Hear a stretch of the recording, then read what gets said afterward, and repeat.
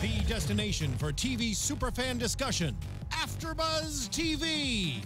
And now, let the buzz begin.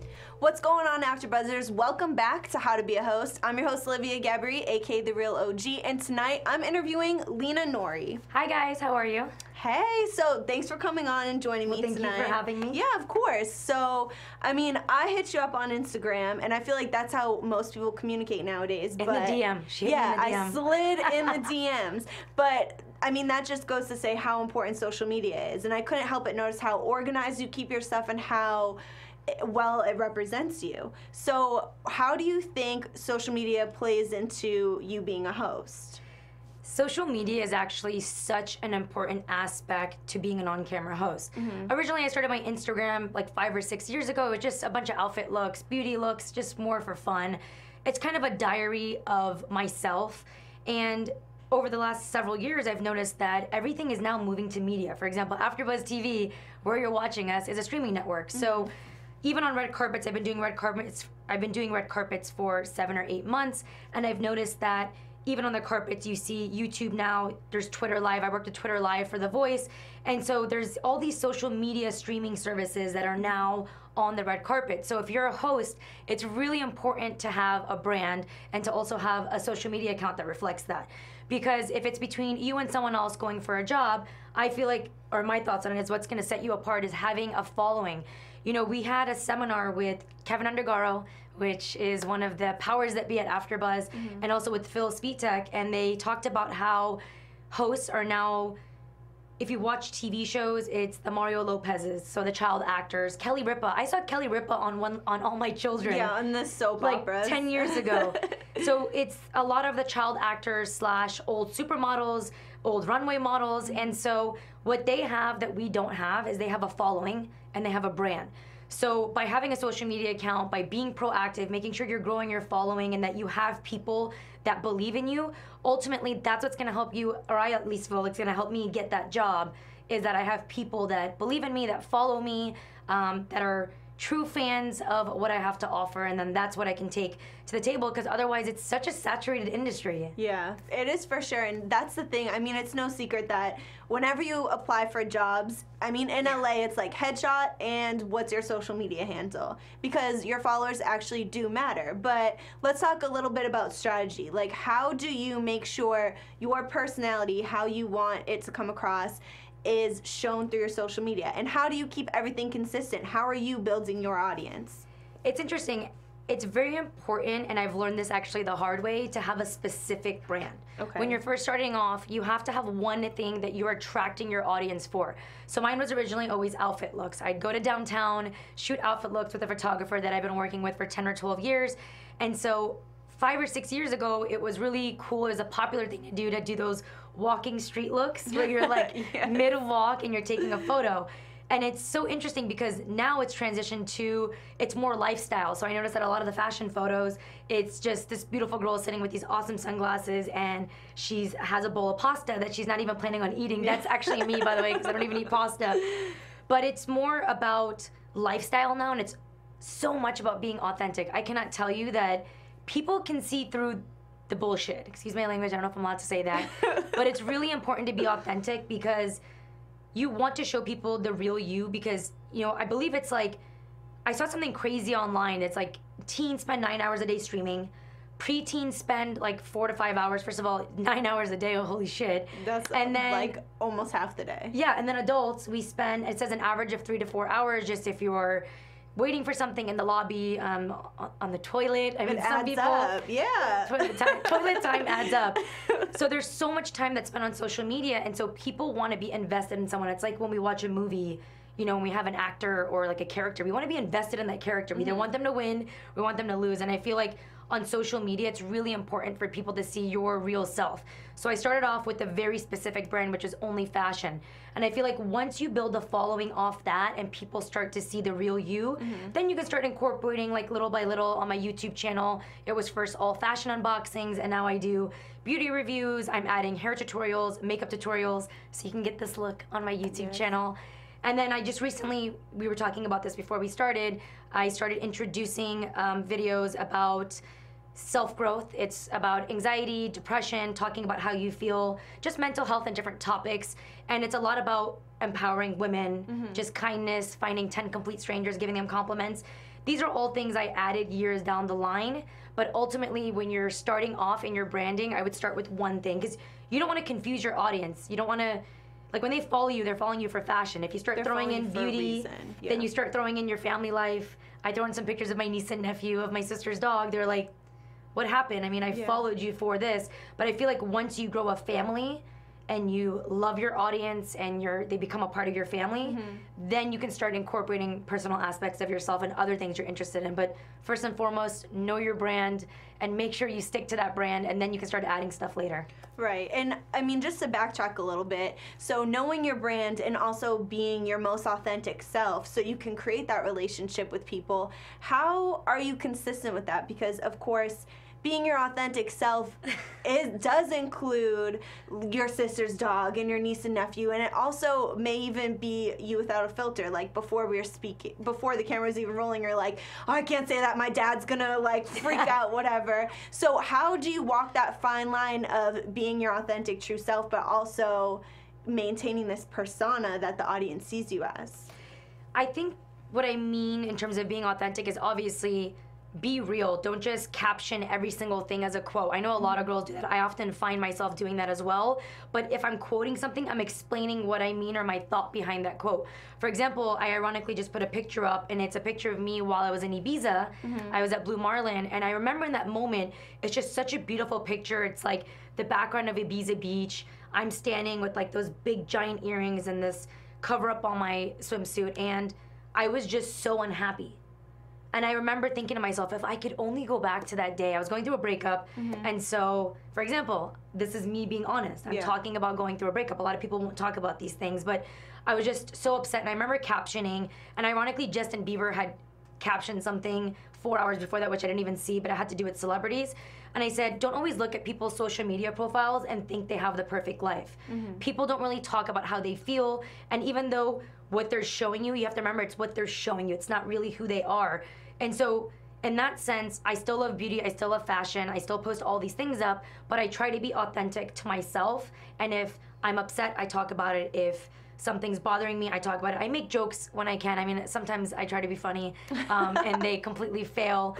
But yeah, just being authentic in the sense of also just not following the tides. It is important to follow the trends. As I'd mentioned, the street style photos were important. 5-6 years ago, it was like that perfect walk, and then now it's always a girl standing in front of a bowl of pasta or some kind of dessert. So you do want to follow those trends, so you're making sure you're on top of, you know, where everything's going, but you don't want to copy someone else. So what I mean by being authentic is be yourself. For example, when I started the YouTube videos, I do fashion unboxings, and there's so many girls that do fashion unboxings, and I said to myself, how can I do this differently, or what's something that I have to offer that is true to myself? And that is, you know, I love designer items, but I don't always buy designer items. So I started something that's called Budget Stylist. And what that means is I show people the designer option that I may own myself, and then I show them how to get that designer look at a fraction of the cost. So for example, I did like the Gucci fanny pack that all those girls are rocking, like all the bloggers, you know, Runway Fashion Week, all these things. And I showed the inspired look, or the dupe they call it, which is a Steve Madden version, and it's one is $1,100 and then one is $79, and I talk about the quality and I put them side by side. So these are something, or this is something rather, that I didn't see that a lot of people were doing, and I feel like that's me being authentic to myself, is that I really don't believe you have to spend $1,100. You can get this look, and so I'm showing you how to get that look. So it's being authentic, being original, and just, you know, just being real. Like, don't always show that you're happy. People actually like the people that are real. The people that I follow on social media are the girls that, you know, some girl that I followed on Instagram, she was like, her husband and her got a divorce, and she has 2 kids, and she's just real. She's like, I didn't think I was gonna go through this divorce. You see her crying, and I'm not saying go get an Instagram account and start crying, but just be real. People appreciate realness. I mean, at this point, it's like, do you even feel like hosting? I guess what I'm trying to say is, like, there's your personality or your host. Like, is there any room for being a host these days, or is it really, you know, you're just a personality building a platform? Like, what's the difference? I personally think that it's about who you are. I think that a lot has changed in the industry over the last several years. I originally took a boot camp for hosting, I would say 7 years ago. And then, you know, for family reasons, I never pursued hosting until actually about a year ago, which I started off with AfterBuzz, actually, which was one of my first outlets. And I remember 7 years ago, it was the high-pitched voice, the hello and welcome back to our channel. It's very like cookie cutter, the same similar look. Like they would tell you to hit the note and it just doesn't even feel like authentic or real, like yourself. Yeah, it's like forced. And then now it's completely transitioned. It's people want to see the real you. People are more aware, especially with social media. So many people are connecting with one another in these after shows that we do on AfterBuzz. People want to know the real you. And something at least that I've done, and I'm not saying that this is, you know, the case for everybody, is that even on the red carpets, on my host reel, I actually asked Christian Bale at one of the red carpets for one of his films, and I told him, it was for Hostiles, by the way, in case you're wondering, and I asked him, I said, after completing this film, I said, one of my favorite quotes is, you can never connect the dots looking forward, but you can connect them looking back. I said, what, in regards to this film, out of all the films that you've done, have you learned the most about yourself? And he gave me like a 5-minute, well-engaged, well-thought-out answer. And actually, when he walked off, he turned around and his publicist was like, what an amazing question. Oh, that's the best compliment ever. Yeah, and it's, you know, to a lot of people, they might just ask tell us about the film and tell us about this. And it's like, I wanted to ask him about the film, so I'm asking him what he learned, but I'm giving a question, I'm asking a question that doesn't have a timestamp. That it's, no one's gonna watch it and just hear about Hostiles. They wanna hear Hostiles relative to Christian Bale and what he learned. And he actually talks about living in time and the moment in time, and it was actually an amazing response. And not that I wasn't expecting that, but you know, it's Christian Bale, they grab him, you get like a short question. But I even feel like the celebrities on the red carpets, when I'm doing movie junkets, I take that extra step to ask a well thought out, in-depth question, and I actually feel like they appreciate it more. I mean, that's all about, again, it's like full circle, bringing your personality into it, because I think what's very important, not only just being yourself and coming across on camera, but when you are interviewing someone or when you're talking to someone, you want to think, okay, like, I'm just a regular person like everybody else watching. What is it that I want to know from this person? And I think that's the best way to form any type of question. And that goes with tutorials as well, I'm sure. So you're very much, I mean, you talked about the fashion, you're very much involved in the beauty world too. You do hair and makeup tutorials. So how does that contribute to your hosting? Because, I mean, what is the beauty niche like? I feel like it's like one of the biggest niches out there. You know, it's hard. I'm juggling like all these different things. The ultimate goal is for everything to kind of like line up together. I don't want to limit myself. You know, there's a lot of hosts that are like, I just want to be an entertainment host and I don't want to do anything else. That's totally limiting yourself. There's so many great hosting jobs out there. You can do the Home Shopping Network, which also I've heard pays very well. I would love to work on a travel network. I love traveling. I think for me, what it is about fashion and beauty is that that's genuinely what my interests are, and it's not just beauty on the outside. I talk about, as I mentioned, the videos about self-growth, and I talk about beauty on the inside as well. And I feel that ultimately what it's gonna do for me in terms of like the hosting world is that I want to have a family. I want to have like a network of people that I not only make them feel beautiful on the inside, but also beautiful on the outside. And that one day, hopefully, will resonate with somebody. Maybe there'll be a show that specifically, you know, I actually saw this, ironically, an audition on Hosts in LA, which is like that Facebook invite where they have a bunch of hosts. And Suzanne Cena, which is one of my hosting coaches, and she's awesome. She was the one that posted it, and it's a network. It's women supporting women and empowerment. It's a new show coming out. Oh, wow. And it's amazing. So there's so many of these different shows that are coming out, you know, where you're empowering people, helping people, talking about problems. And I'm really, honestly, I'm not doing it for the hosting. I'm just gonna be very honest. I'm not posting these videos about feeling good about yourself to ultimately become a host one day. If anything, it's kind of, I don't really have a following based on those things. It's more so that I feel like I was born into this life, why I had the opportunity to be born here, be sitting at AfterBuzz Studios, talking to you with your beautiful eyes. And it's a question that I ask myself, and I talked about my video for my birthday is, why was I given this life? Why do I have the opportunity to sit here? And if I'm gonna have a chance to have the ability to speak to people, I want to be real, and I want to help people. Yeah. So it really has nothing to do with my hosting, to be quite frank. That just happens to be like a plus. It's just like the career that brings it all together. Something, just a little side note, but I'm huge into podcasts. Obviously, we work for a podcasting network, but I was recently listening to one by Amanda Seales, and she talks about when being a multi-hyphenated person. So as for you, you're into the fashion, you're into the makeup, but you're also into the self-help, you're into traveling, and it's like basically what a brand is finding the skeleton key that can bring all of that together. So your skeleton key would be your brand, because I'm sure a lot of females that watch you for your like empowerment and your positive messages also don't mind learning about your fashion tricks and don't mind learning about your beauty and your hair and everything else. So it just goes to show that, you know, if you brand yourself correctly, it could go a long way. However, I definitely want to make it I feel like I want to make it clear that, you know, you have to be genuine in what you want to do, like you said, and actually like it, because it comes across. I would say to people who are watching, like, don't do something because you want to be a host and because you want the money and because you want to be famous. Do it because you love it, and the rest of that shit will come later. You know what I mean? And I feel like people see that. Yeah. Like, people recognize authenticity. And it's interesting because it's through a camera screen, and I don't know how, because even on social media, there's people that I follow and I have no idea who they are, but I just like them. They're real. You know, there's the girl I talked about that has 2 kids. She talks about how having 1 kid is 1 and 2 is 20. And I appreciated that, because people might not be real and tell you that. You know, my sister, she's big on fitness. She's the girl that, you know, how girls talk about how they don't want muscles. She is literally ripped.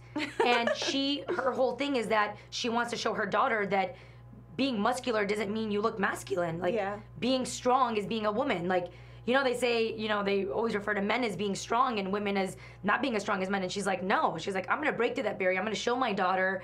And, you know, this girl can squat like 190 pounds, and she's smaller than me, but she's super built. She's very powerful. And I think that times are changing, and we're trying to break through those barriers and those pre-notions that people have, like the judgment on, like, stereotypes on how you should look. And that's, if you were to ask me, you know, going back to your question right now, why I'm doing these videos or these multiple things, is that I've had so many girls, especially since I filmed that last video, tell me, like, I never thought that you would be someone that has anxiety or have ever been depressed. Like, they look at you and they think your life's so perfect, and it's like, no, my life's not perfect. I am sad. I get upset. I go through breakups. I feel emotional at times. Sometimes I can't control how I feel. Sometimes I'm angry, and it's okay. It's okay to feel all these things. It's okay to be that way. And I just feel like we live in a world where it's so taboo to talk about how you're feeling, and there's all these things that have happened recently in the media. You know, Avicii passed away last week. He was one of the most monumental people when it came to music. And then, you know, we have all these celebrities, all these musicians. I'm not gonna go into all the names, but Chester from Linkin Park. I mean, when I was getting bullied in school, Chester's song is what got me through those moments. I would cry listening to In the End.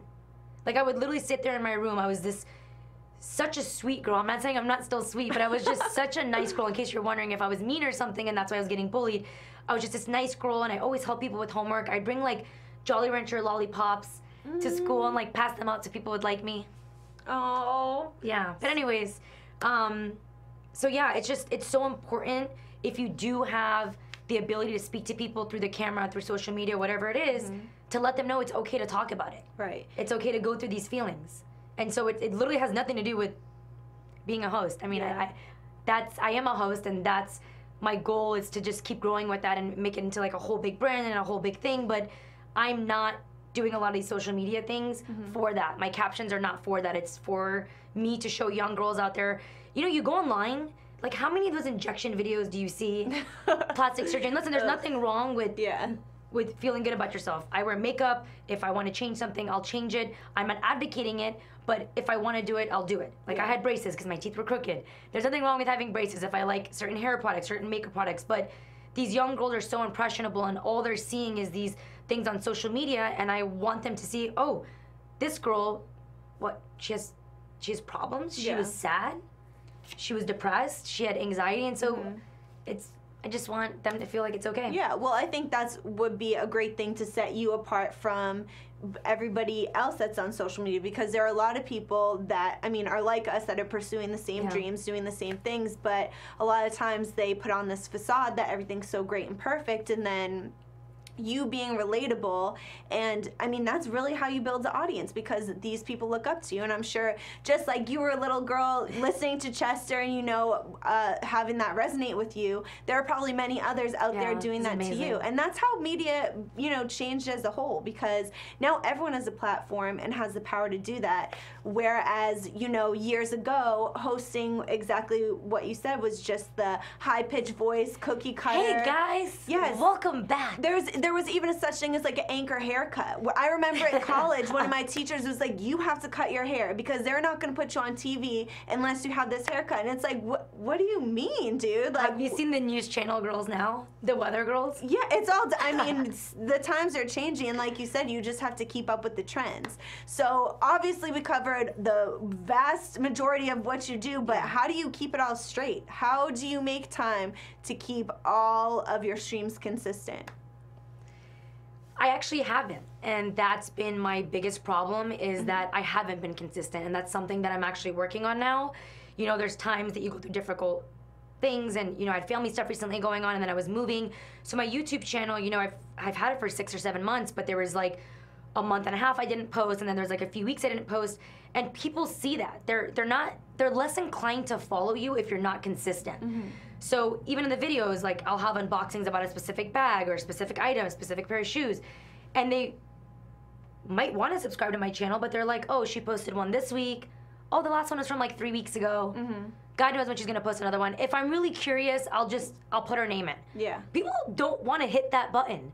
So in order for you to want them to hit that button, you have to be consistent. Like some of the biggest YouTubers, it actually says it on their YouTube banner. It says, new videos every Wednesday and Sunday. And on the mark, Wednesday, Sunday. Some of them say 5 p.m., which I think that's pretty amazing. And obviously, as you get bigger, you're gonna have a whole team and it's a whole brand.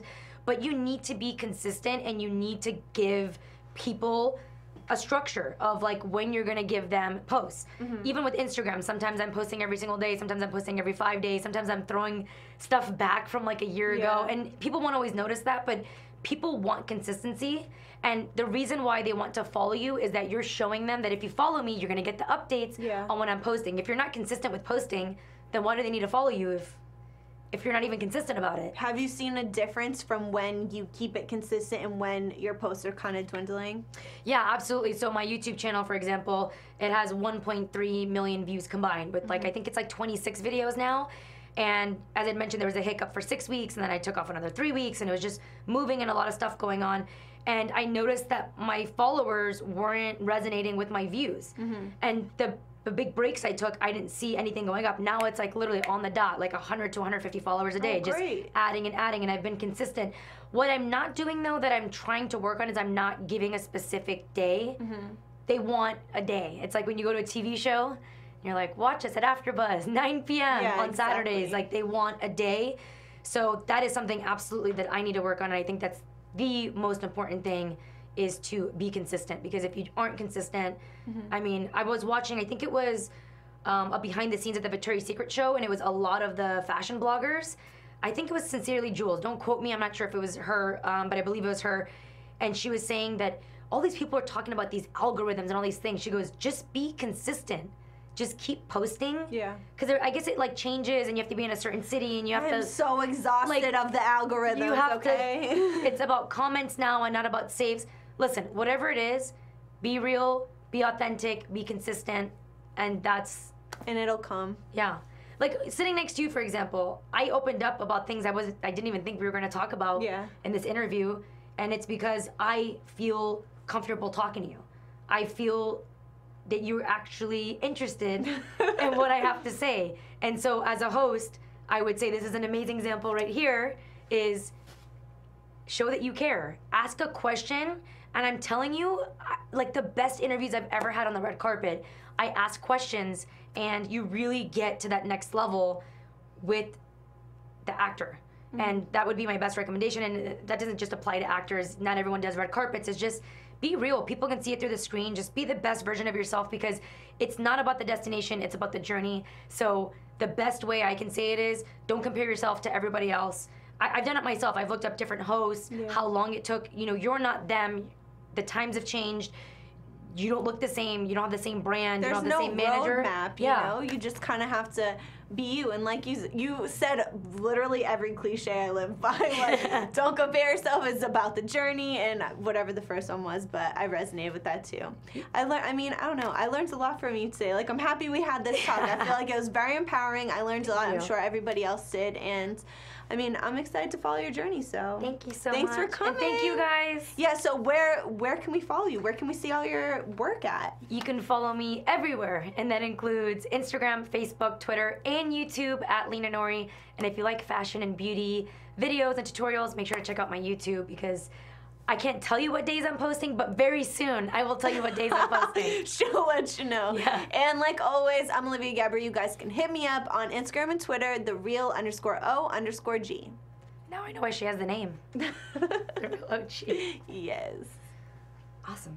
From executive producers Maria Menounos, Keven Undergaro, Phil Svitek, and the entire AfterBuzz TV staff, we would like to thank you for listening to the AfterBuzz TV network.